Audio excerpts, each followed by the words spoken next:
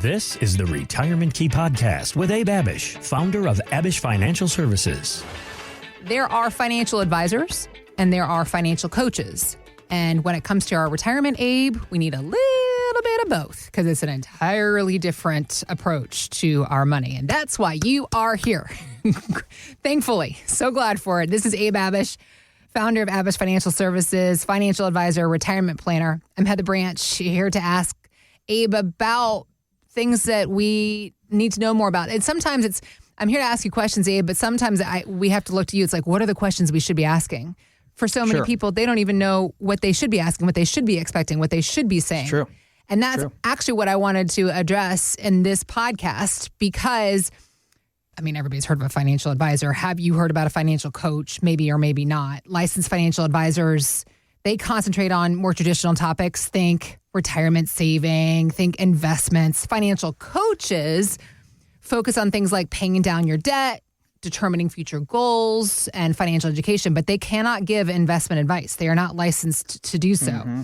Now, this article that was on Morningstar.com was talking about how financial advisors should evolve to include services that a coach might bring to the table, which is exactly what I feel that you and your team at Abich Financial Services do, because it's almost like you have to. For retirement, we have to change everything that we knew or thought or did when it comes to our money.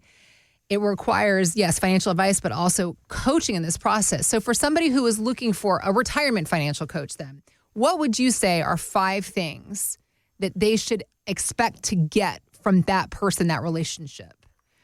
Yep. So 5 areas of conversation, 5 areas of planning that I think most people bring up and that they want advice on and kind of coaching around. Number 1, income and cash flow. Okay. If I'm going to retire, Abe, do I have enough money saved? Can the money I've saved generate the income I need to replace my working paycheck? Will the income last me the rest of my life? Will my assets last me the rest of my life? So the first question is income. Will my income exceed my expenses? For how long? Is it inflation adjusted? Am I going to be okay? Can I pay my bills? Income and cash flow is top. Yep. Number 2, investments. They want to know that their investments that they've chosen are best for them. If not, what are the new recommendations? What is the preferred recommended investment allocation as I transition into retirement? If I'm already in retirement, what should it be compared to what I'm in now? Number 3, taxes. I've saved 2, 3, 4, 5 million, whatever it is. It's usually a good amount for people that we meet with. It's usually a good amount of money for people in the DC metro area. But now, Abe, that I'm getting closer to retirement or in retirement, I'm realizing that I don't have a lot of Roth IRA money. I don't have a lot of after-tax money. Most of it's in the TSP or the 401k or IRAs. It's pre-taxed. I'm wishing that I would have done something about this sooner. However, I'm also hearing about things like Roth conversions and tax loss harvesting. And what are the ways, Abe, that we can lower and mitigate taxes on our wealth as much as possible, so we pay our fair share, but don't pay more than we need to. Number 4, healthcare. Parents, grandparents living longer and longer. A lot of clients that we have coming in have family members living until I just had a couple come in the other day, and the husband's mother is like 92 or 93 here in the Northern Virginia area, and she's sharp as a whip, living on her own. And although they're expecting an inheritance down the road, it's like she's 92 and they don't see an end in sight. Like she's doing that well at 92. This is a new norm. This is a new norm for people living long. So if you're healthy or you're not healthy, healthcare is top of mind. If you're super healthy, you're going to live long. And at some point, you're probably going to need care. If you're not healthy and you have some health conditions, obviously healthcare is top of mind right now. You're going to want to know how to handle that, how your resources can help you against protect against a long-term care event or a healthcare event down the road. Finally is usually the estate plan. And it's usually last because people want to get all their ducks in a row first, want to make sure they can retire. If they can retire, what's the preferred investment selection? How do I handle taxes? How do I handle healthcare? And then how do I handle who's going to get my money? Who do I want to get my money? How do I want it to pass on? Who do I want to have be the most important people in my life to take care of the estate, to be the power of attorney to be making those important decisions. If I can't make a decision for myself, who are the people that I want to pass on these resources to? And that's the estate plan. And that's usually done last. And that makes sense because if you're making changes to the accounts and you're changing custodians and account numbers and account types and investments, you kind of want to get the estate plan done after the fact, Okay. After all those changes have been made. Okay. But so those are the top 5 things. And just a little bit more from this article, when Morningstar, the article was written by Morningstar, and on Morningstar.com, when they looked at what investors value in a financial advisor, strictly investment topics did not steal the show. Instead, many investors sought out services that sounded more like a combination of roles. Yeah. So obviously investment advice and advice on insurance, the right types of insurance and kinds of insurance and tax planning and all these things is really important. But they're also going to want coaching around how much, my portfolio can generate this. What if I took out this amount? I'm considering buying a second home or a boat. All kinds of things that come up. I'm considering, giving to my children while I'm alive or grandchildren. Want to see them spend and enjoy the money while I'm alive versus just pass it all on when I pass. Yeah. I want to tithe and donate. How do I do that? I want to gift. I'm charitably inclined. How do we do that while we're alive? We want to take some trips and travel. So, working with a financial advisor, of course, you need to get that investment advice and advice around the important topics, but you also need to be coached up, I think, as well on the rules to kind of follow and the parameters that you should kind of stay in if you want your retirement plan to have the highest levels of success.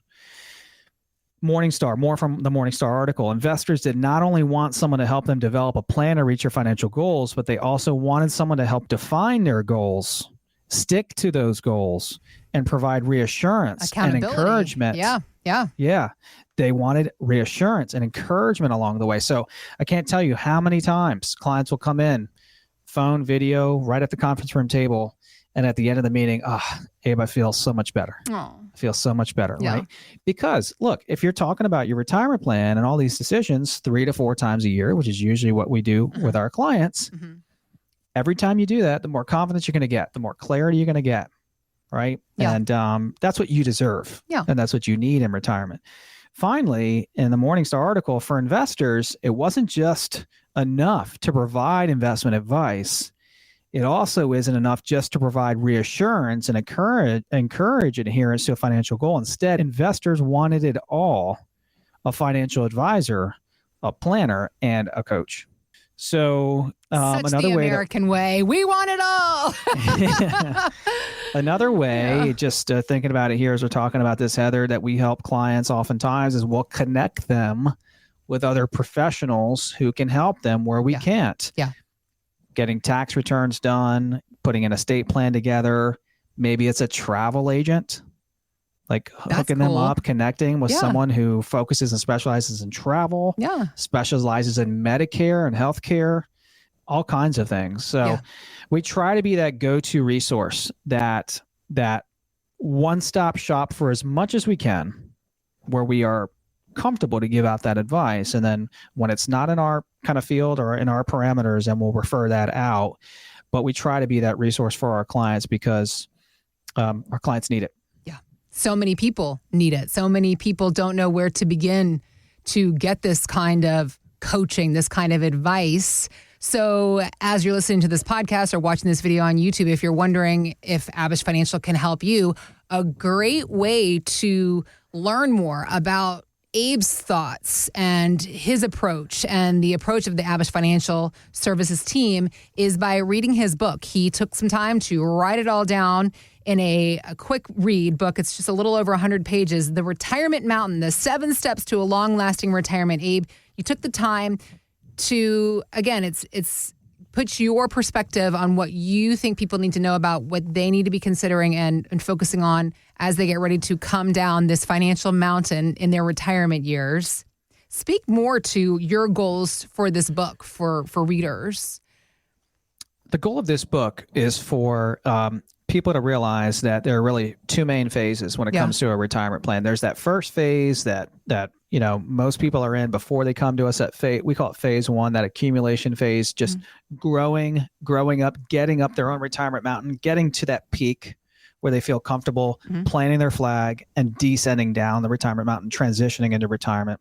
So in our industry, it's our understanding that over 90% of that advice is given in this first phase. Yeah. Yet 10 to 11,000 baby boomers are retiring every day for the next 7 to 10 years in a row. And yet less than 10% of our industry gives advice and guidance in that phase two. Right. This is where so many people need the help. And so the intention and the goal for the book was to give people a guide to discover, to be aware of all the things they need to look at, consider putting together to help them transition into retirement. Like, we know how to save it, invest it, accumulate it. Most people we meet with generally have somewhere between $1 million to $5 million, sometimes less, sometimes more. So the amounts are usually enough. Oftentimes, you get to $2 or $3 million, it's plenty of money to live a comfortable retirement. That's not the problem. Even with market volatility, markets being down, doesn't matter. That amount is enough. All the questions, all the challenges, all the risks are in all the other pieces of the plan that can affect this wealth that we've just worked our entire lives to build and accumulate. That is a difference. And that's why I wrote this book, to give people a guide to be aware of all the things they need to consider as they descend down their own retirement mountain. In addition, what I would add, Heather, is a really important piece of retiring. And a lot of people will not retire until they have this figured out. Yeah. They might have the money piece figured out.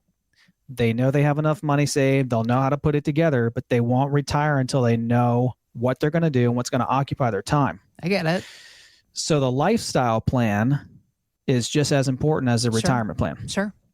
And so we have a retirement kit, and there's a lot of that is discussed here in the book, but we also have a retirement kit, which asks a lot of questions about how you want to spend your time. What's going to give you purpose? What's going to fulfill you? How are you going to spend the time? Is it going to be with grandkids? What are you going to be your hobbies? What are your interests? How are you going to fill the time? What are you going to do to continue to live a life on purpose? Yeah. And that's really important. So we have a retirement kit. So if you're watching this podcast and you say, hey, I'd love that kit, and you're not a client of ours, and you want those questions to kind of help you put things together, just reach out and we can get you a kit, either electronically or we can mail it to you.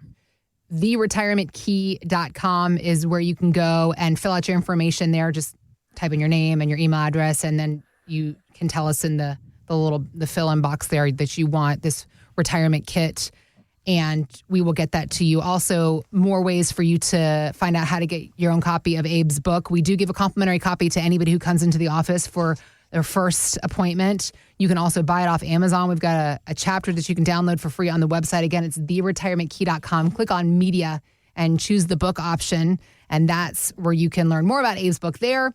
We also have links to all these things posted in the show notes. If it's more convenient, you can just click on those links, all in effort to help you find the support that so many of us need in this second phase of our financial life. Retirement is a totally new ballgame when it comes to our money.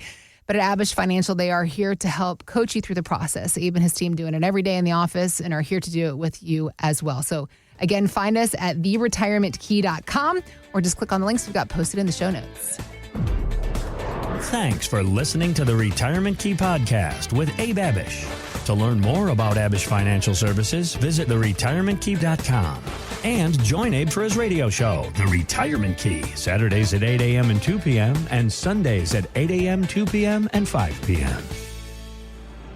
Abish Financial Wealth Management is a registered investment advisor with the SEC. Registration as an investment advisor does not imply a certain level of skill or training, and the content of this communication has not been approved or verified by the United States Securities and Exchange Commission or by any state securities authority. The information contained in this material is intended to provide general information about Abish Financial Wealth Management and its services. It is not intended to offer investment advice. Investment advice will only be given after a client engages our services by executing the appropriate investment services agreement. Information regarding investment products and services are provided solely to read about our investment philosophy and our strategies.